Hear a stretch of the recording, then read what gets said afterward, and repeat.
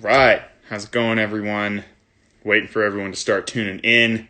Got a great episode for everyone who's watching the recap today. Going to be talking with Bubbleman. So, really excited to have someone that I would definitely consider a friend coming on the show. Thank you all for tuning in. Looks like Marc is here. Hi. Thank you all for joining us. About to kick this off. So, Marc, hello. Hey, how's it going, buddy? Hey, it's going well. How are you? Oh, I'm doing really good, man. Really good. Can you hear me okay? I can hear you great. I threw in the buds, the pods, Nice. whatever you want to call them. Yeah, they are awesome for this. So, I'm going to give a little intro here. I'm going to say this a couple times throughout the show. We got the Bubble Man himself, Marc, with us today. I'm going to be putting this episode up on YouTube in a couple weeks, and it will also be live for anyone who can't catch the full thing shortly after the episode airs. If you want to listen in, you didn't catch it, feel free to ask some questions down at the bottom. There's a little question box. Please, if you could keep them out of the comments, it's a little easier to keep track of them there. But yeah, that's our show. Thank you all for tuning in to Solventless Hash Q&A. How's your day going, Marc? What's new in your world, man? You know, my day's going great. Every day starts out the same. I hit my lab at 7 a.m. and I throw 5 to 6 kilos into my reactor and I start the day. Sometimes I throw 8 kilos into my sifters, and other days I throw a couple of kilos into the rosin presses, and it just really depends on what's going on in the lab. Yeah, it's been a huge blessing, obviously, you know, being involved with, the promotion and education and the sort of teaching side of things for so long. It's really great to finally be in my own lab, with a federal license and just be able to do my work sort of, unbothered. That's awesome, and I want to get into some of the history. And I remember that, when you and I first met a couple years ago in Toronto, you dabbed us out with some of your "Where's My Bike" flower rosin, and it was absolutely awesome. What are some strains that you're excited about lately? What's new in the material world for you that you're processing, strains, etc.? I mean, I see all sorts of things that I love. You know, one of the things when I first started in the legal side of things was everyone was like, well, you won't find any good bud. None of those companies know how to grow good bud. Absolutely false, like beyond false. We found some really great companies that are growing some exceptional herb. Some who are doing it organically and some who are not. But really just, the Tropicana cookies comes to mind. The Mac 1 comes to mind. We pressed some Acapulco Gold that just came out. Well, it was the most recent photo I posted where I was pulling, I don't know what it was, 400 grams or whatever. Yeah. A big, long sort of, basically like a sword, basically, of rosin. And it just had the color and it had the flavor, that smell, and it was just an overall, we've got some passionate people, and when their eyebrows go up and the excitement starts reaching a level of intensity, I know that the material is good. So we've seen some really nice stuff, and some of the stuff we've posted on my Instagram account. We posted big bowls with almost 10 pounds of bubble in them, and we've posted some nice rosin shots. But yeah, there's never a shortage of great cultivars. Obviously, in my own stash, thanks to Concentrated X, I've been puffing on Strawberry Banana from DNA, which I've always loved, Full Melt Bubble, 6-star, Nice. puffing on some of that Wedding Cake, 6-star, puffing on some of that Cookies and Cream, 6-star. I saw Flav recently, and he had some absolute ridiculous 6-star Congo bubble, which I think it was 120. But so it's been very good in the sense of, what's coming across both my lab and what's coming across my bowl these days. I personally see it as we're getting better. People are starting to understand, there's levels to this stuff. Obviously, there's a huge industry, just like there is with anything, whether it's food or clothing or alcohol or anything that we consume, sunglasses for that matter. Of course, you can go buy sunglasses for 50 cents. Or you can, hop on a pair of Method 7s and they're a couple $100. There's a difference, and there's a reason in that difference why those prices are different. So yeah, just really excited about the whole scene right now, and feel very hopeful. I feel very hopeful.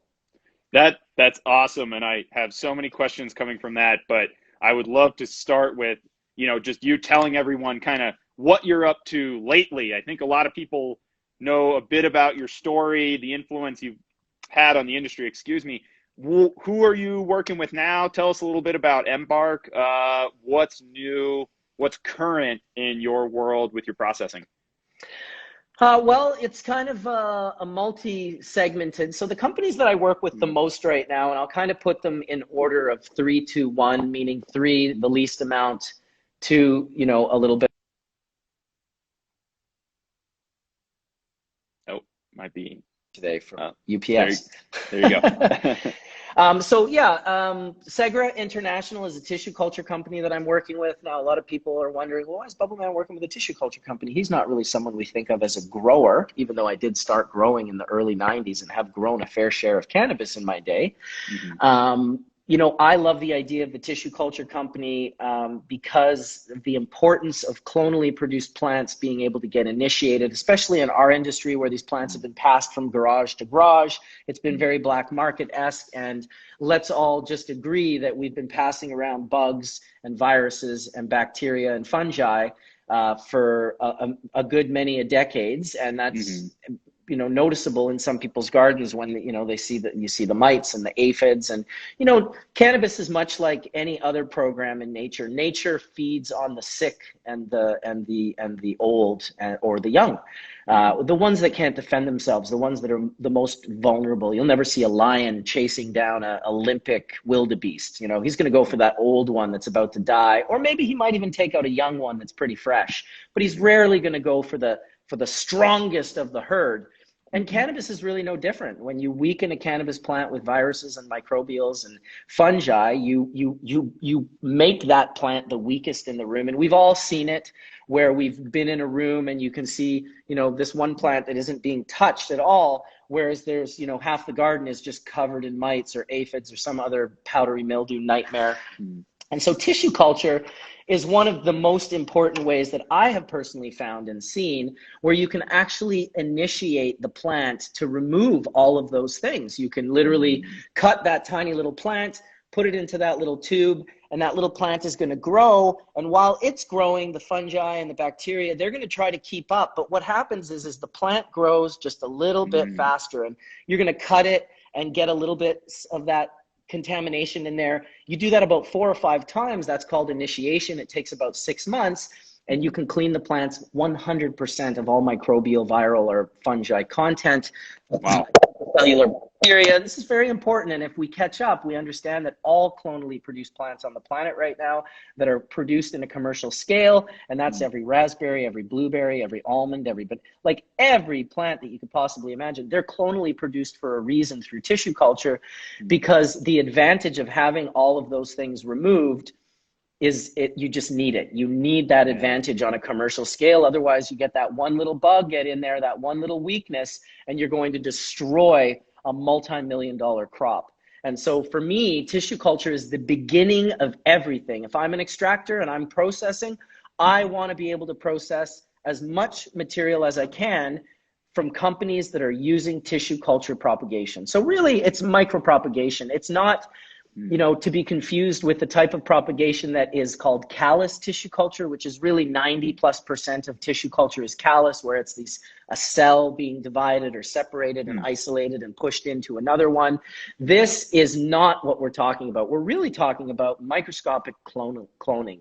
They are cloning the meristem of the plant, that tiny little part that opens up. They just take that tiny little bit and they get it into their medium. Yeah, they get it into that medium. And there's a lot of IP involved in tissue culture. It's just not something that someone just mentioned. It's very intimidating. Of course, it's intimidating because there's IP that you need to understand. So when you get that tissue culture plant, first you initiate it. Now you're bringing it back. Say it's all cleaned up. Stage 2 is multiplication. Stage 2, now you're taking that tissue culture plant, you're putting it into a different type of agar nutrient, exactly, botanist, botanochemist, but the IP is going to be in that nutrient-rich media. What you put in there will actually convince the plant to multiply and grow now. Instead of a dominant shoot, it'll grow like a bush in every direction. Now, to maintain economic viability for tissue culture, we're hoping that you're going to get at least a 4+ multiplication rate every 28 days. Some of the companies are already getting upwards of 7 and 8 multiplication rates. This is huge. This allows the plant to multiply and turn 1,000 plants into 4,000 to 8,000 plants in a 1-month period. Now, the importance for that is once you've done that, now there's an even more important IP that comes along, one that's even a little trickier. And this is the one that you're going to put into that agar medium, and you're now going to convince the plant that instead of growing like a bush, because let's be honest, if you're planting 4 million raspberry trees, you need them to grow dominant. You don't need them growing like a vine.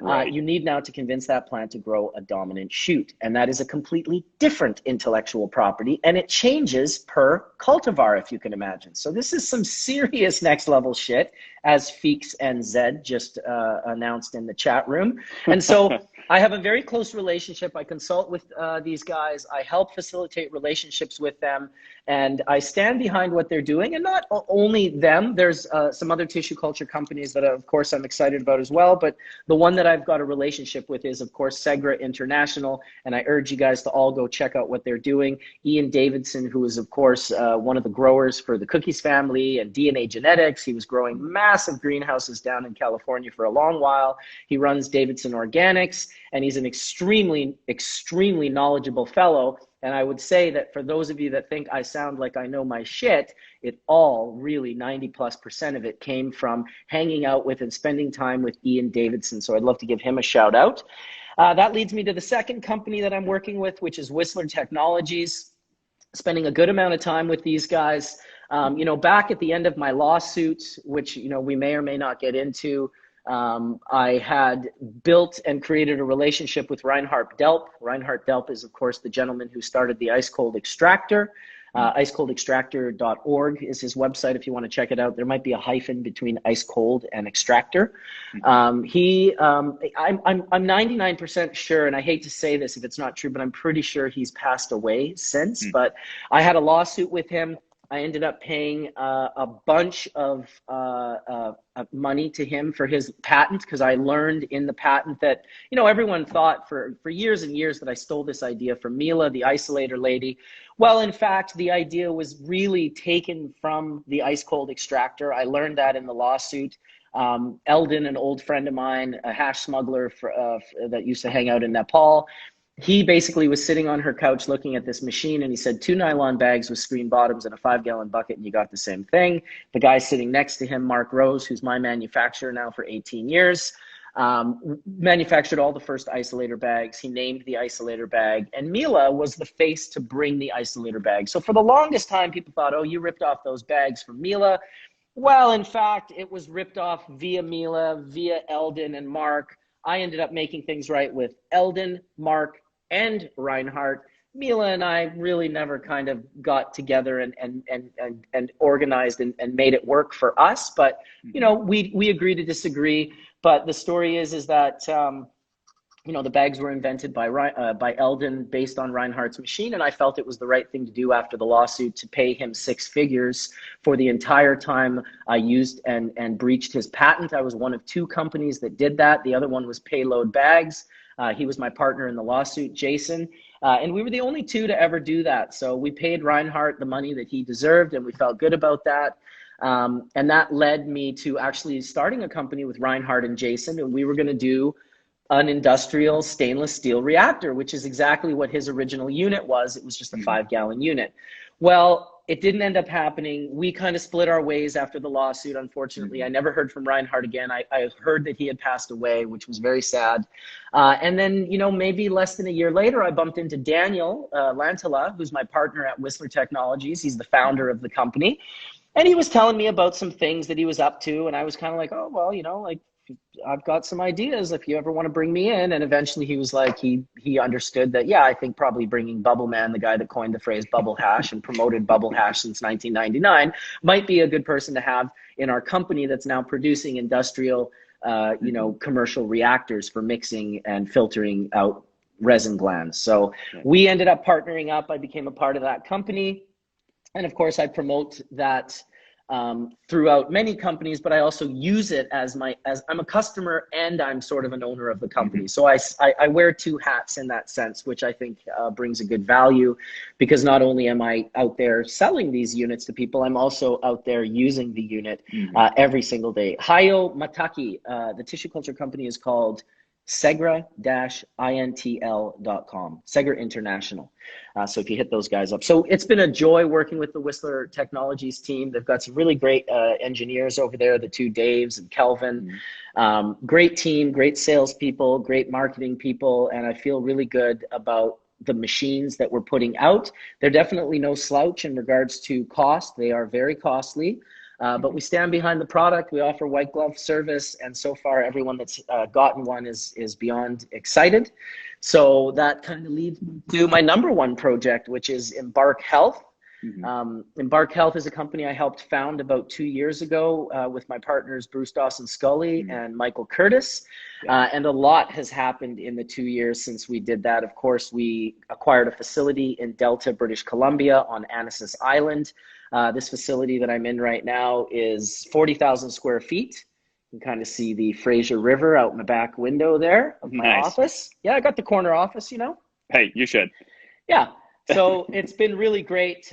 We've built out phase 1. We're building out phase 2. We're going to have 7 modalities of extraction in this facility. Mike West is working with us, who was working with Green Lion and Cresco and some other companies down in the US. He's been on Hash Church many, many, many times. For those of you that may not remember Mike, very quiet, but extremely intelligent and extremely proficient in his knowledge in regards to extraction and cannabis. So it was just a team sort of made in heaven, a dream team, really. We've got another guy working here named Craig, who's absolutely wonderful at what he does. And so we have a lot of fun at the facility. And we're doing the good work. So while we're building out this 40,000 square foot facility, we're simultaneously building from the ground up a 105,000 square foot facility in Woodstock, Ontario. That's really quite underway now at that point. Yeah, it's completely insane. It's really quite something. So we're excited about that, and we're excited about all these things that we're up to doing. And yeah, just really excited to be spending my time with these 3 companies. You know, I still ambassador for companies like Pure Pressure and for companies like Method 7. And I do my little ambassadorship where I always, of course, promote companies that I love. But really, those are the 3 main companies that I'm spending my time focused on. So I want to back up just a little bit, because when we were talking about some of the tissue culture stuff, that sparked a lot of questions for me. We were having some really good comments about that. Do you think that tissue culture is really the only way to ensure that strain or genetic fidelity can be passed from place to place? Because so many strains are called whatever. Is it Wedding Crasher? Maybe it is, maybe it's not. It seems like tissue culture is the way to actually ensure that. Of course, and that's a part I didn't even tap into. The microbiological lab that takes the fingerprint of the plant. Now, when you order strawberries from Driscoll's, who does, oh God, it's like 10 billion strawberry plantlets a year or something. It's an absolutely astonishing number of strawberry plantlets. And so when you buy them from them, they'll send you your millions of plantlets, but they'll send it with a readout, a printout from your microbiological lab, and you're basically going to get your information that, like, none of these are present, none of the, all of the main things that may attack strawberries or blueberries or cannabis, whatever it is that you're using. They're going to be able to ensure to you that there is nothing at all. Oh, you like my left nostril? Well, I'm glad that you like that. Of all the things for someone to comment on. So I aim to please, even if it's just a simple size. I think everyone's happy. I try to do my best, so I feel like I'm crushing the left nostril game right now. But yeah, I mean, that's going to be the number one way to get your guarantee from your tissue culture company that none of those are present, that you've gotten the genetics that you've either given them, that they fingerprinted for you, or whether those are genetics that you've ordered from another breeder, that you're going to want to make sure that is for sure, that little snippet, that little DNA snippet has to 100% be, accurate for the genetics that you've purchased. There's Whistler Tech right there in the room. What's up, buddy?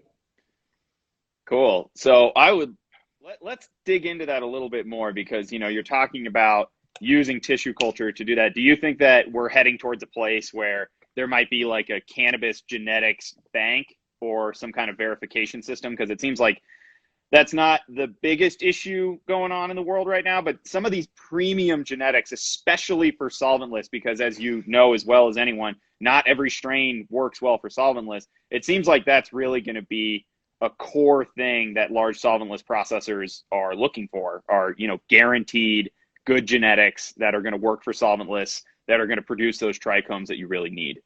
Yeah, and that's just, we're at the infancy of this right now, where sure, now it's a matter of getting lab assisted cultivar accurate description. But how about when you can actually go into that lab and you can find the gene synthases that are present in the plant that are all turned on or turned off, and you can go through that list, and now you can look through your cultivars instead of through a name. You can actually look through for a terpene profile. Oh, it's got the gene synthase for this dominant terpene, so we know that terpene is going to be present. We know the gene synthase for THCV is present, so we know it's going to actually produce THCV. Now, that is going to be a high level of when we get, lab-assisted breeding happening on that level, it's going to be absolutely like the top's going to blow right off the pot, pun intended, and we're going to see some things that we've really never seen before. No, that's awesome. And before I get into some of the user submitted questions, we've got a bunch so far. I kind of want to back up in time a little bit and just ask a couple questions about, like what got you into making solventless in the first place? How did Bubbleman, how did Marc become Bubbleman? Can you give everyone just a little walkthrough on that story? You're talking about in the 90s, it sounded like that's really when things started taking off and you really made a name for yourself, with solventless before even people called it solventless. Yeah, before they called it solventless, absolutely. So, we'd have to go back. Now, you're talking about the late 90s when I come in as this, but really, it starts earlier than that. It starts in the mid-90s, early 90s, 91, 92, 93. And what happens is I climbed extremely quick in my connoisseur game of cannabis. I had a nose for things that I noticed most of the people in my circle did not have. Then I quickly became the guy that, oh yeah, that guy always has the best. He's always got the best. So I was always honing in on finding the best material that I could or growing the best material that I could. And that led me to the ceiling that cannabis created for me. I reached the ceiling and there was no more getting past that ceiling. I could smoke 100 joints a day and it was just a cloud of smoke that I was living in, but I wasn't really getting any higher. I wasn't raising that level. So then I started looking into oils and I wasn't really into that game. Back then it was like naphtha and like sketchy oils that guys made in their garage, and they just kind of, they looked sketchy and they kind of were sketchy back then. Cannabis was super sketchy in the Bible Belt where I was living. You could go to prison just for cannabis. So if you were actually making oil, holy Christ, you could really go to jail for that. You had to be a certain level of hardcore. So I kind of moved away from that. I ended up getting turned on to hash, and the three hashes that I ever saw that I loved, and I saw them all, Moroccan and Afghani and Lebanese and, Indian and Nepali and Jamaican. But the three that were standalone for me, and I'll put them in the 3-2-1 order again. 3 was Charis from, Lebanese hash, both blonde and red. So the early cut and late cut. I loved them both. It was the first hash I was like, oh, I could get behind this. Nice. Then second would have been Charis from Nepal. I had a friend who was traveling and he would always have a little bit and I would smoke it and just thought, wow, this is like really special. Finger rub. And then number 1 by far was Jamaican. The Jamaican hash, the gum as they would call it, was some of the first hash I hit where I was like blasted through this level, this ceiling where I was like, whoa, like I'm almost uncomfortably high. I like this. And so that was now my search. I wanted to be on the brink of as high as I could possibly be. That was what I was searching out, at least for the relationship I was developing with cannabis. And so the gum was kind of my first hit. Interesting enough, I hit the gum probably 92, 93, 94, but in 95, I went to Jamaica for the first time. I got to smoke the gum in Jamaica. And that was a bit of an eye-opener for me. And in that same year, in 95, the year that I was married in Jamaica in, November, I actually went to the Cannabis Cup like 2 weeks later in November. So I did a tour of three places that year. I went to Vancouver in 95, I went to Jamaica in 95, and I went to Amsterdam in 95. It was my first Wow. Cannabis Cup. You were And busy. I was busy. Yeah, I like traveling. Bubble and Dry Sift are both equally the same, Tyler Murphy, when they're at the top of their game. If you've got a 10 out of 10, they're both equal. Anything else, you can get into the semantics argument of that. So now I'm finding myself in Amsterdam. I'm at the Cannabis Cup. I've got a booth with my partners. I'm next to Jack Harrer. I've got Eagle Bill on this side. I'm meeting everyone. This is amazing. It's at the PAX Party House. It's super small and irie. And yeah, shout out to AK Drone Picks as well. And I end up at this restaurant. I told this story the other day on Pedro Grow's podcast that I did with Pedro's Grow Room. And basically I was at this Thai food restaurant that all of the waitresses were ladyboys. They were all known as katoys. This was before, and I don't know if they're full transgender or like if they've had operations, but they were just ladyboys. And that was part of the sort of trippiness of this, you know, this number one place in Amsterdam is this Thai food restaurant and it's all ladyboys. Okay, that threw me for a loop. All right. What else? I'm sure you were high. You know, what else? So then I bump into this guy on the staircase going into the restaurant, and he's got a huge Ruhr bong, and I'm like, oh, hey, what's going on? I'm Marc. And he's like, oh, nice to meet you. I'm Robert Connell Clark. And I'm like, oh, okay, so what do we got going on here? He's like, well, we got this. And he puts it, you know, puts it under my face, and I take the hit, and as I'm lighting it, I watch this stuff like turn to oil. Yeah, it bubbles. just, I mean, dude, it beyond bubbled. It fucking boiled. It boiled. And he said to me, if it don't bubble, it ain't worth the trouble. Well, I would spend the next 3 years seeking and searching out how to make my own hash that bubbles and melts. First of all, I had no idea why I did that. It took me a while to learn about isolation and purity and glands and all of these different things. I didn't know that all of the glandular trichome, I didn't know that all of the cannabinoids and terpenes were being produced and created inside the glandular trichome. I didn't know a lot of this stuff. I also didn't know that that hash belonged to Skunkman Sam and that saying also belonged to Skunkman Sam.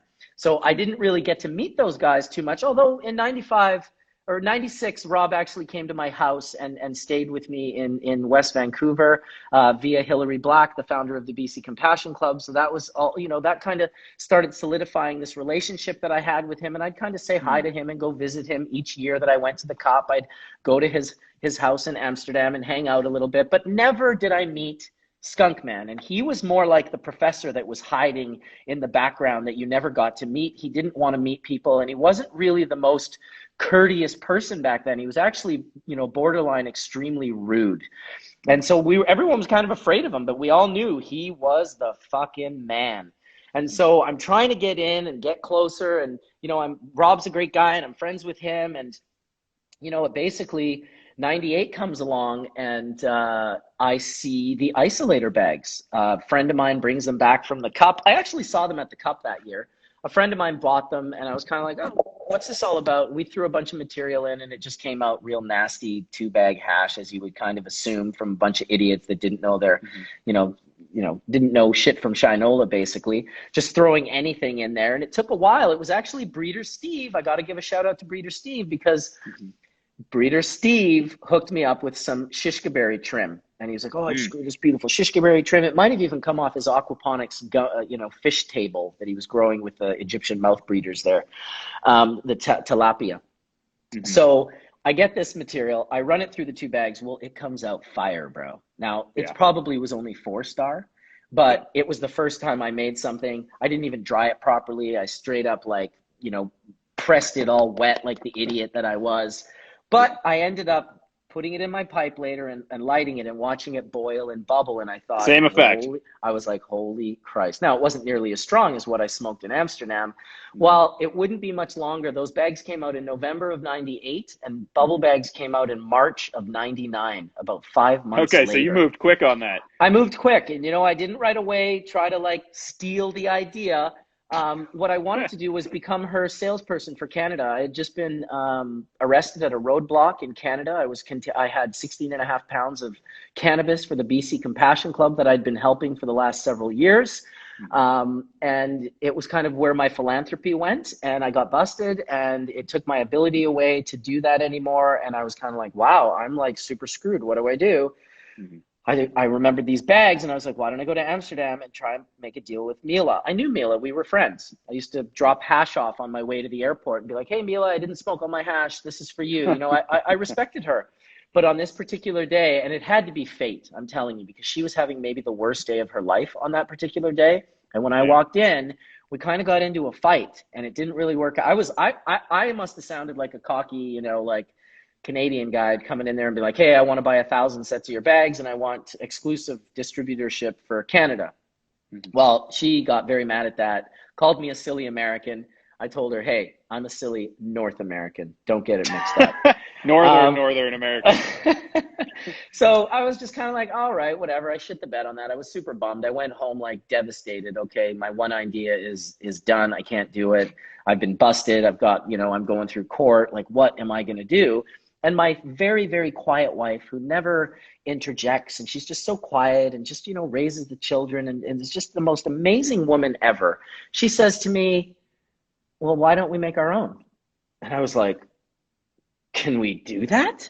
Like, I never, ever, ever had the inclination to make my own bags. You have to know that. Never in my mind did I think that that was possible.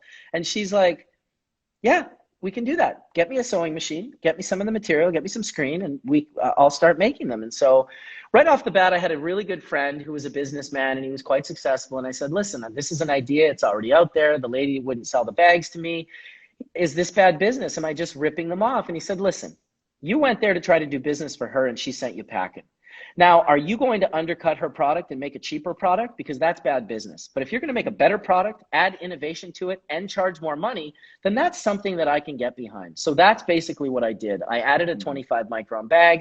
I added a little pressing screen. I added a little carry bag, and we came out with the first 3-bag bubble bag kit. And now I would tell people, hey, listen, the 25 micron bag in 2 runs will pay for your bag kit. And that's stuff you've been throwing down the drain.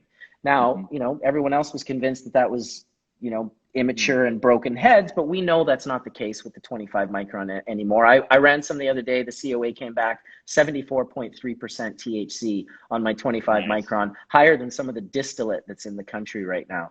So very happy about how that sort of turned out. You know, basically made the bubble bags, came out with the bubble bags, started adding bags, started innovating, and really went out of my way to educate people. And I don't think there's anyone, even my haters, that could disagree to the fact that I brought this to the public. You know, the reason there's 100 different bubble bag companies is that I did what I did. You know, it's not a mistake that they're all copying my bag sizes. Most of them copy my colors of the bags. A lot of them even call themselves like Bubble Bag Dude or Bubble Sacks, or, you know, Mila tried to jack the name, and it backfired in her face hard. She took my name Bubble and added it to her name Isolator and created the Bubble Later. But because English isn't her first language, I took a first-page ad out in Cannabis Culture magazine, and I released the same washing machine, and I called it the Bubble Now. And my logo was, why bubble later if you can bubble now?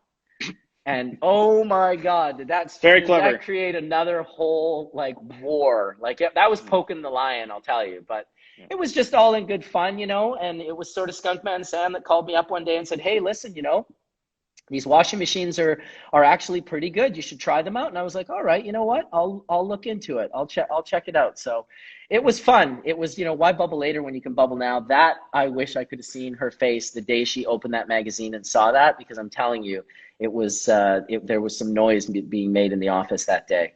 Well, I went to school for advertising, and we spent a lot of time writing copy, and I'll give the credit where it's due. That's a great stroke of advertising genius. I do want to ask you something not too far off track here, but that, you know, we have so many good hash makers and people that are learning right here in the audience. I mean, Nick T. Rackhams, there's so many people in here right now that are listening.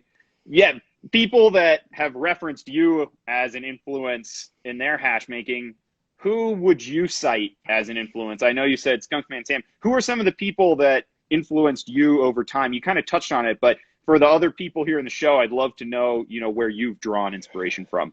Well, I mean, obviously, I was lucky in the sense that, you know, the reason I got to do what I got to do was because I met Rob and Sam. I mean, come on, those guys they've been doing this for so long. They were a huge inspiration. But that's not to say that throughout all of the years of doing this, that of course the Nicotees and, you know, God forbid, the Matt Rises and all of these other folks. I mean, now you got Kush Kirk and you got Ganja Gill and you got Rackham's, there's an endless list of these guys. And of course I've been inspired by all of them. I would be a liar to say that I wasn't. I mean, Nicotee absolutely, you know, came at an amazing time when he decided to create this term solventless. Yes, of course it's a misnomer. Of course there's terpenes and there's all these arguments that always want to happen. But solventless was a turn in the movement where people in that state in Colorado, they thought dabs were BHO, and Nicotee helped change that, and we all got behind him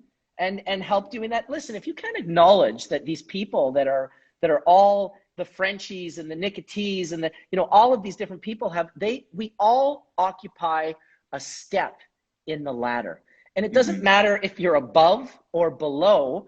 Who fucking puts importance on one step more than the other? You need all the steps to get to the top, the last time I checked. And when you're missing steps, it makes the ladder a lot more difficult to operate. You know, when you're missing every third rung and you're stretching your legs. Look, we all play a part in this. We all have a passion about this. Banff is number one. There you go. Badass motherfucker. Banff is huge, man. He was a big inspiration as well. And I'm probably forgetting 100 guys that I could be naming off right now from, you know, we the covert extracts. Yeah, of course.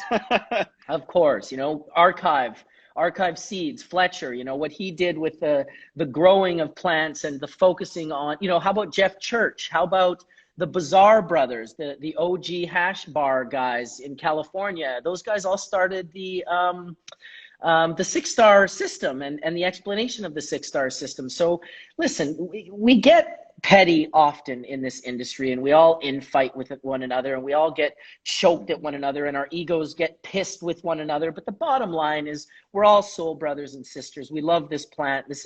We're cannabis warriors. We're ganja warriors, and we go, you know, there's an entire conversation that happens around our names, and people love to create division. They love to divide us and create arguments. They love to fan the flames. Oh, did you hear what so-and-so said about you? Oh, did you hear what Bubbleman? And, you know, even in this chat, I've seen people, you know, say things that aren't really exactly accurate, because there are certain people in this world whose mission is to burn that bridge to the ground. And the bottom line is they're going to have a hard fucking time, because we're making water hash here. And I don't know if any of you have made water hash before, but when you do, you spill a decent amount of water, and it's hard to start a fire when you're standing in 2 inches of water.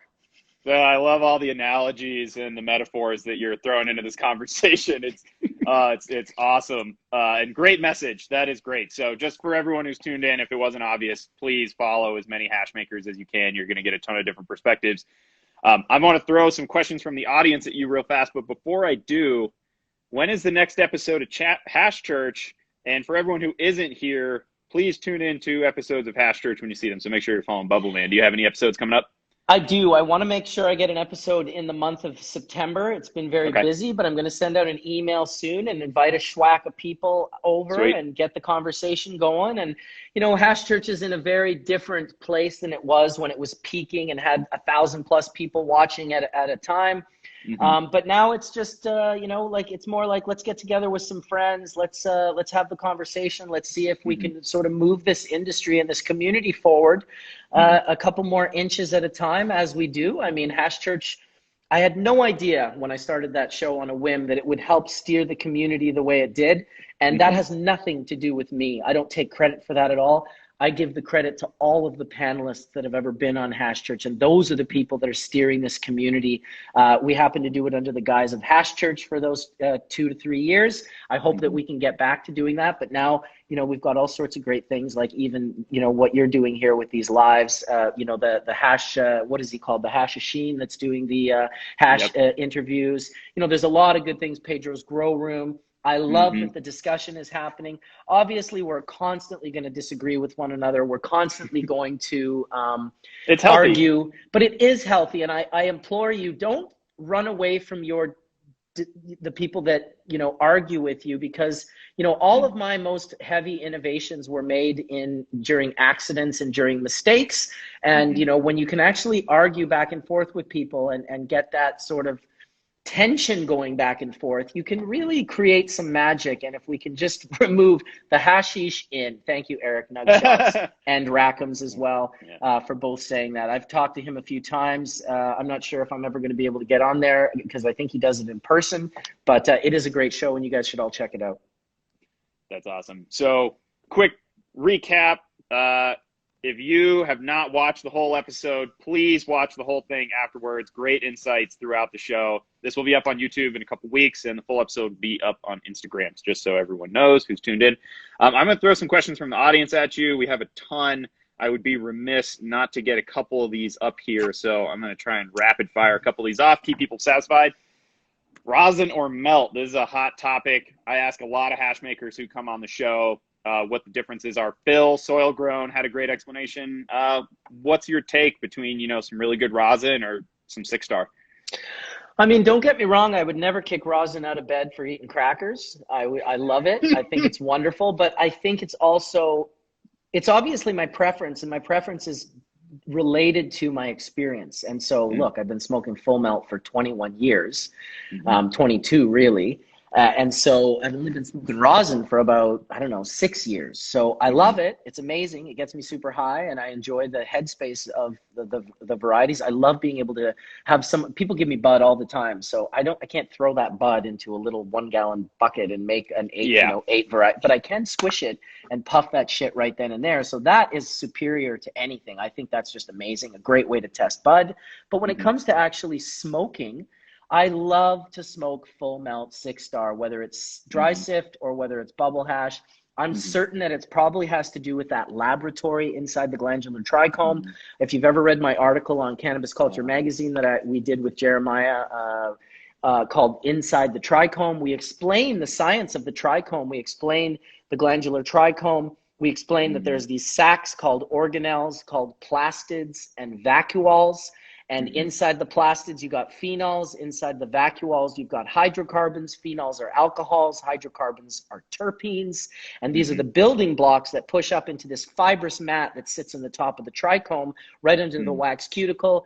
You got your UVB light and your ratio of light that burns down into there. It cooks CBGA into existence. And from there, you end up creating the entire terpene profile and the entire cannabinoid profile. I love that lab. And it gets filtered out as it rosin. As it is. I love those microencapsulated resin glands. If the wax is thin enough and it's been stretched clean and you've got an incredible expression of a resin on the inside, meaning I'm talking about hash that you would get a 95% yield if you pressed it into rosin. Right. So it's not like a huge loss. And obviously that rosin is going to be incredible. But for me, and I'm sure there's biases, there's cognitive dissonances involved, you know, oh, he's the bubble man and this, that, and the other thing. I won't deny that. That has to be a factor. Own it. That's your thing. Of course, it's got to be a factor. But, you know, how I really know is if you put a table full of hashes and rosins, I'd hone in on the best hash on the table and I'd smoke that shit until it was gone. And it's a great experiment if you want to do with your friends. Don't ask them what they love to smoke. Put 5 rosins out on the table and put 5 melts out on the table and just say, hey, let's smoke with your friends, weigh them before, and at the end of the session, weigh them again, and that'll tell you the word of God, which one was the best. And it won't matter. You can kind of break through the cognitive dissonance and the bias by doing it that way. I call it the people's choice, and I used to do it at Legends of Hash. Where, you know, I wanted everyone at the Legends of Hash to also be able to judge that People's Choice Award, which is, you know, something I've heard they do at Shivaratri in Nepal, where they all put out the hash and it's all on different plates. Big ceremony. They smoke chillum after chillum after chillum, and the one that leaves first is the one that gets the nod. Hey, you brought the best charas. It's gone first. You know it's the best because no one's going to smoke the second best first. Yeah.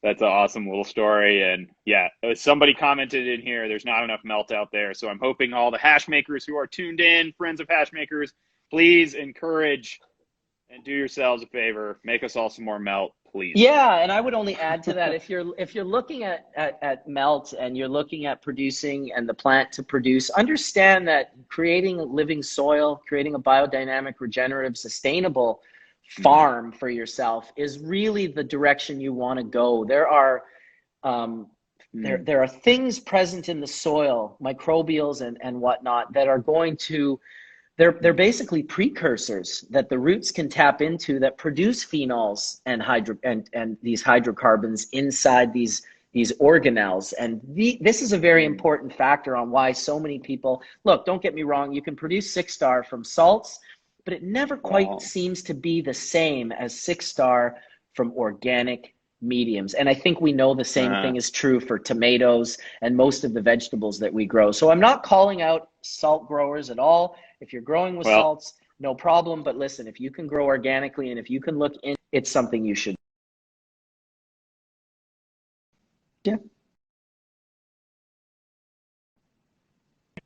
Yeah. Oh, there you are. What source material do you use? Somebody tried to call me. Yeah, I had that happen twice. Yeah, well, I was just about to queue up that question. You started explaining it, so I didn't want to cut you off. So since my boss cut me off with a call instead, do you want to kind of continue that explanation, with the living soil? What are your preferences on soil, and how does that affect the plant? I mean, it sounds like there's a lot to uncover there. I know we've only got 15 minutes left, but I'd love to get your take on this because I know you know it so well. It's high terpene production, right? You get these living soils and the plant starts expressing terpenes. Now, I don't know if you guys remember Peter Sav. He came in from Soil Balance Pro. He used to come into Hash Church.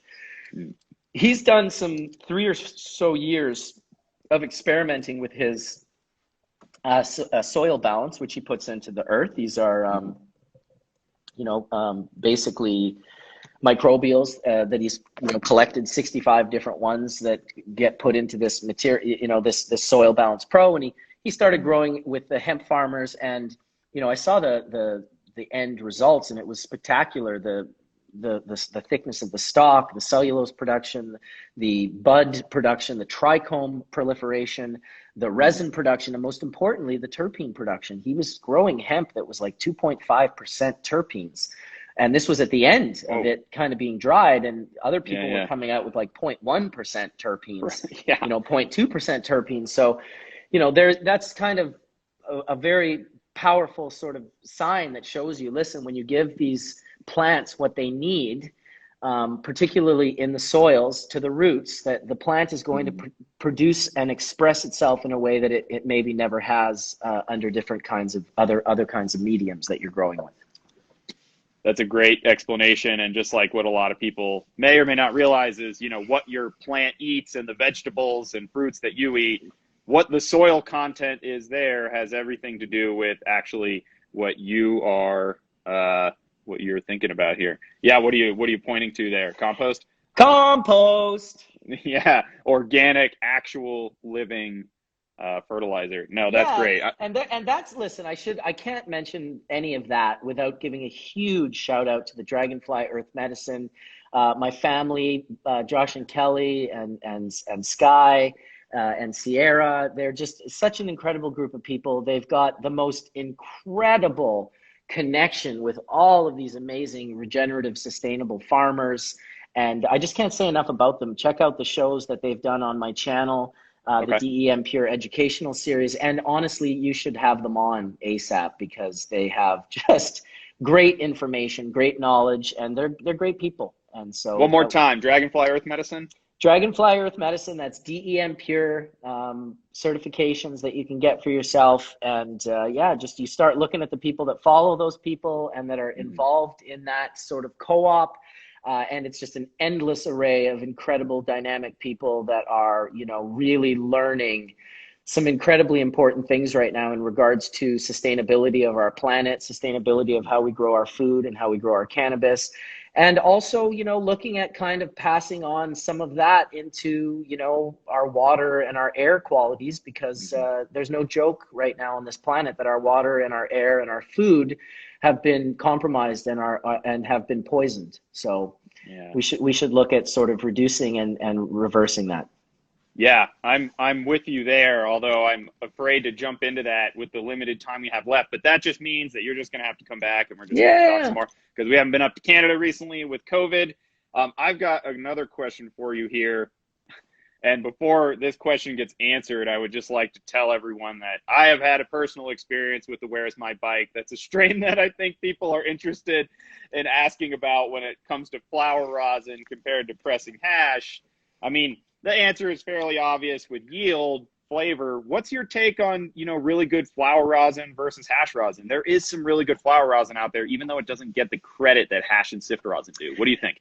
Yeah, I mean, I think that it's connected to the whole color of the product and the whole Instagram sort of ignorance, if you will. It's a very young sort of naive thing that thinks that you have to have a certain color and a certain. So of course people love to, oh, you flower rosin, what a joke. I mean, that Where's My Bike video that I pressed with the Longs Peak, it has 4.5 million views, and I can't tell you, it probably has at least 1,000 comments where people are like, that herb is boof. That is that herb but it's not. Is mids, and I'm just like I'm like, whoa! Imagine being so ignorant in your knowledge that you think something that gives you a 30% return is bunk. Like, I'm just like, you understand that no bunk in the history of all bunk has ever produced 30%. Anything. Oh my God, not even 5%, man. And it's gold. And so listen, there's a reason I like flower rosin. There's reasons. The same way when people are like, oh, what is your favorite pipe? Well, it's like, well, if I'm on a boat, I think the Puffco Peak is amazing. I can be going 60 kilometers an hour with my little thing and taking a rip. It's hard to use the torch and whatnot in the situation. So there's a situation for everything. So do I think that flower rosin is good? Yeah, I do. I think there's a variety of reasons why I like it. I love the idea of being able to test bud. I love the idea that high school kids are no longer blasting cans of mercaptine-soaked butane over flowers and blowing their hands off and burning their house down and causing more pain and anguish than the DEA generally causes in our industry. That was a huge fucking no-no. So there's reasons why I think there's a power. I love the idea of a compassion club getting a kilo of flour and saying, listen, we're just going to test it real quick. We're going to press it, and then we're going to smoke a dab of it, because sometimes if you smoke the flower, whatever's in there can deceive you. But when you concentrate it into the resin, now you've got an ability to uncover without an expensive lab, just a rosin press, boom, press it, or a hair straightener for that matter. And you can basically, tell what's there. Now, for me, I also like it when I'm getting given buds, which I've mentioned before. Now, do I sit around and press thousands of grams of flower rosin? Like, not generally.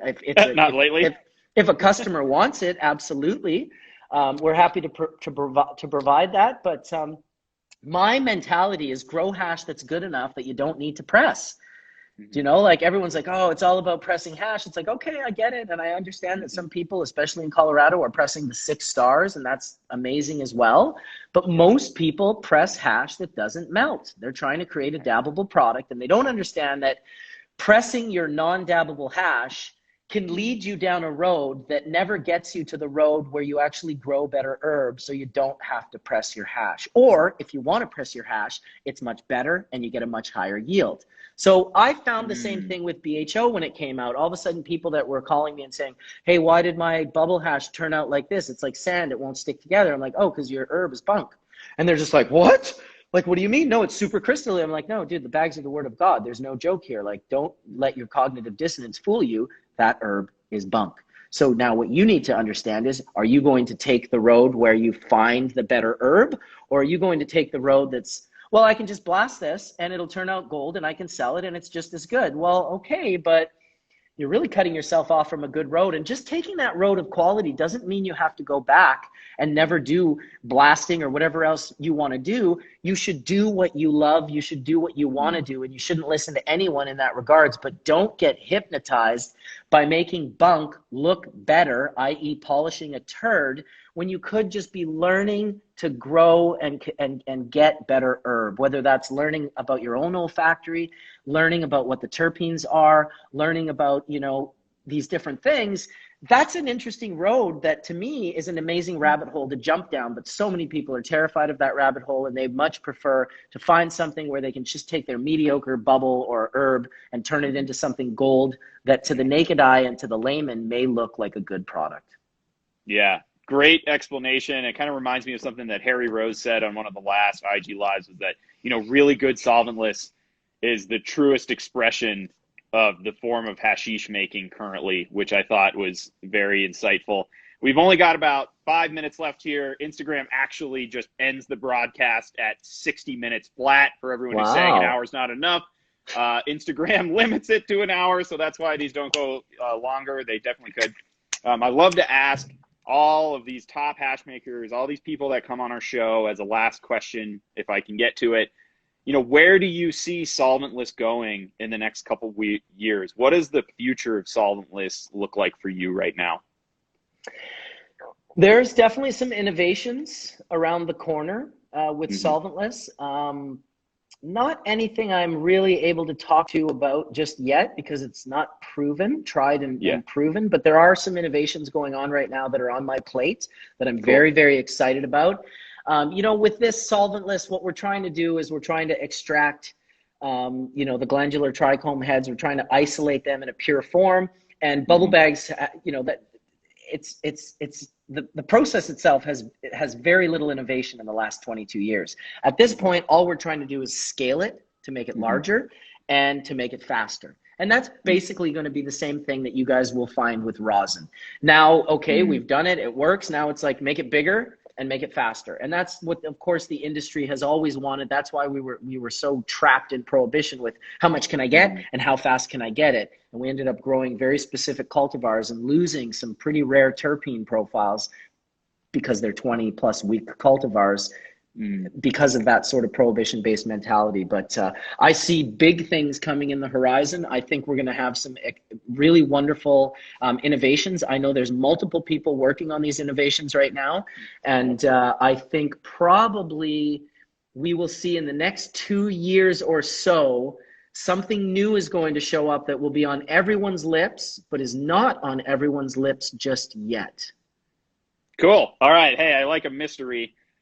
There's so many companies and hash makers out there making new textures, scaling big time, and new things coming out. Do you see, I mean, I know that the primo solventless is always going to command a premium price point.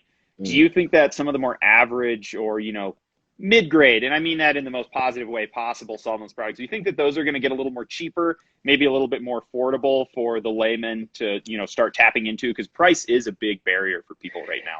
Yeah, it's, you know, of course, I think the mid-grades and the low grades will always drop in price. Mid-grade will hold a little bit stronger, but the price that will very rarely move is the high grade because there's not enough, you know, like how many jars of full melt does anyone in this audience have right now? Like, do you have 10 different kinds? Can you go to the store and buy 10 grams of Neville's Haze full melt dry sift? Like, of course not. In fact, I would say to anyone here, go out and try to find full melt dry sift today. And let me know in a couple of weeks if you actually found any. You probably won't because there's not a lot of people making it. And this is a conversation we've had with some people. Great point. Great question. Hopefully to anyone out there who's making, you know, sift, please make some more full melt. Yes. Because there's not enough of it. 100%. Okay. Well, we are pretty much out of time here. I so appreciate you taking the time to come on. For everyone who did not catch the whole episode, this will be up on YouTube. Bubbleman, if you want to put it up anywhere, I'd be happy to give you the video file. Thank you so much for joining us today. And if you have any questions, anything got missed, please feel free to DM us. Make sure to follow Bubbleman on his channels, Embark Health. And I'll talk to you soon. I mean, we're talking a good bit these days. So if you need anything, hit me up. And that's our show. Awesome. Thanks so much, Eric, and the whole team at Pure Pressure. And I'll leave it as I always leave it. May the full melt bless your bowl sooner than later. Peace out, everybody. See you later.